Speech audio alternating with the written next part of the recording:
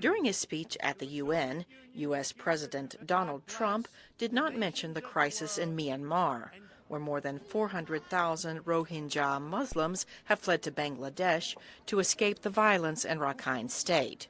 Human rights groups have accused Burmese security forces of using ethnic cleansing tactics against the Rohingya.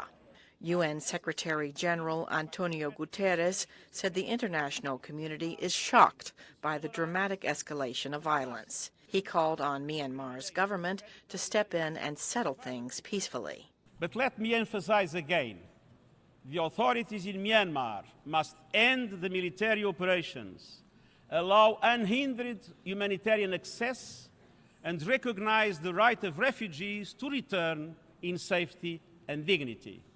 And they must also address the grievances of the Rohingya, whose status has been left unresolved for far too long. Early Tuesday, Myanmar's civilian leader, Aung San Suu Kyi, spoke about the conflict in detail for the first time after coming under international criticism.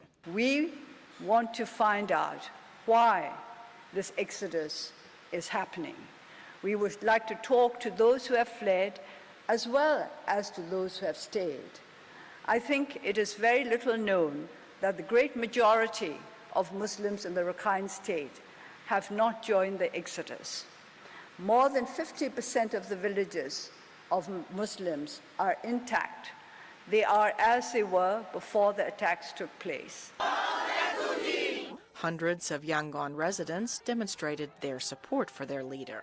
But international human rights activists were upset by her uncertainty about the violence that prompted the refugee exodus. One expert told VOA reaction to the speech has been mixed at best.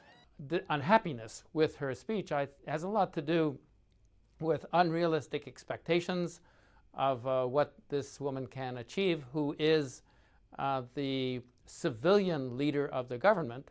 But this is not a government. This is not a country where civilian supremacy reigns. U.S. Secretary of State Rex Tillerson has called on Myanmar's government and military to facilitate humanitarian aid for displaced people in the affected areas and to address deeply troubling allegations of human rights abuses and violations. Cindy Sain, VOA News, the State Department.